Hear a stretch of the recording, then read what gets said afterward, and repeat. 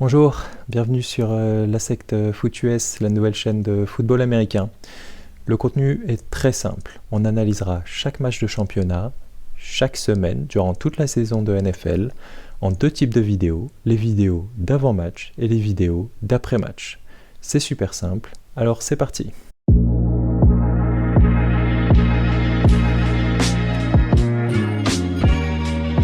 Et on commence tout de suite avec le deuxième match de cette week 1. Ce match aura lieu ce soir, vendredi, pour la première fois de l'histoire de la NFL.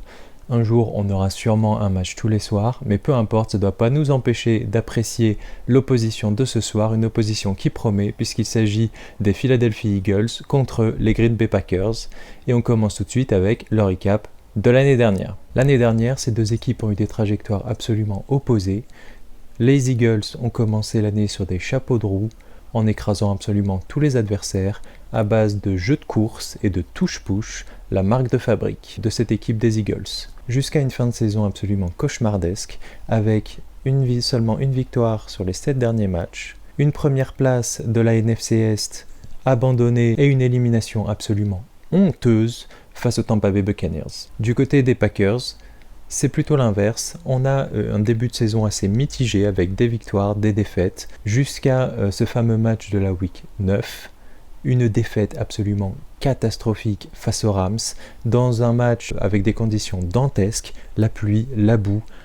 On ne voyait absolument rien des Packers. Et puis en week 10, Jordan Love vient nous sortir un super match. Il vient tripler son taux de EPA, c'est-à-dire ce qui mesure l'efficacité d'un quarterback, et à partir de là, la saison des Packers, notamment offensivement, est lancée. Jusqu'à terminer par 3 victoires lors de la saison régulière, enchaîné avec un match absolument fabuleux, notamment de Jordan Love, mais aussi de toute l'attaque des Packers, face aux Dallas Cowboys en wild card, avec un jeu de passe longue absolument délectable. Si jamais vous n'avez pas vu ce match, je vous le conseille. Au tour suivant, ils ont perdu à un field goal près, à 3 points près, face aux 49ers, mais ils ne sont absolument pas passés loin de l'exploit. Pour cette année, il y a très peu de changements à signaler du côté des Packers. Matt LaFleur est toujours le coach, l'attaque a très peu bougé, elle est toujours composée de Jordan Love en quarterback et d'un système articulé autour de lui avec des joueurs assez jeunes. Et la question principale de cette attaque, c'est surtout de savoir si Jordan Love va pouvoir maintenir son niveau de fin de saison, de montrer toutes ses qualités, son aisance, son agilité et sa qualité de passe comme il a pu le faire sur les derniers matchs de la saison. En ce qui concerne la défense, il faut mentionner un changement, et pas des moindres, c'est un changement de coordinateur défensif, avec Jeff Hafley qui vient rejoindre l'escouade des Packers. On peut aussi citer l'arrivée du safety McKinney qui promet de renforcer une défense qui n'avait pas forcément brillé l'année dernière mais qui n'avait pas non plus été catastrophique. L'important sera quand même de savoir, et on le saura avec ce premier match, la tactique qui sera adoptée par le nouveau coordinateur défensif. Est-ce que ce sera de la man coverage, donc une couverture d'homme à homme? Est-ce que ce sera du one-on-one? Ou est-ce que on sera un peu plus créatif? Vous l'aurez compris, il n'y a pas énormément d'interrogations sur ces Packers. S'ils jouent à leur niveau, la plupart des pronostiqueurs pensent qu'ils iront en play-off exactement comme l'année dernière.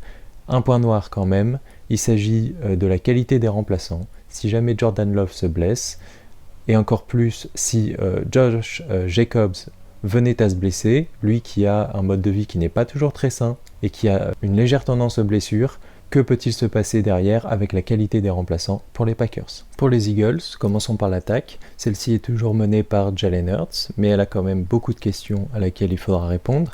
L'une des premières questions, c'est comment faire pour passer d'un jeu de course qui s'est totalement enrayé en fin de saison à un jeu de passe très intéressant et ainsi faire passer davantage de wide receiver la barre des milliards. L'année dernière, il n'y a eu que AJ Brown et Devontae Smith qui ont passé la barre des milliards. Deuxième question, que faire depuis que Kelce a pris sa retraite? Comment faire sans lui? Notamment en ce qui concerne le touche-push, qui est l'âme de cette équipe, qui depuis des années le pratique, qui a souvent été imité, mais qui n'a jamais été égalé. Eh bien, pour répondre à ces questions, ils ont fait appel à un nouveau coordinateur offensif. Il s'agit de Kellen Moore. Et Kellen Moore aura la lourde tâche de faire redémarrer cette équipe et de trouver un nouveau système de jeu. Pour moi, le système de jeu doit absolument maintenant se baser sur un jeu de passe vertical. Pour cela, il va falloir pratiquer du one-on-one. Et ils ont une très bonne équipe pour gagner leur duel.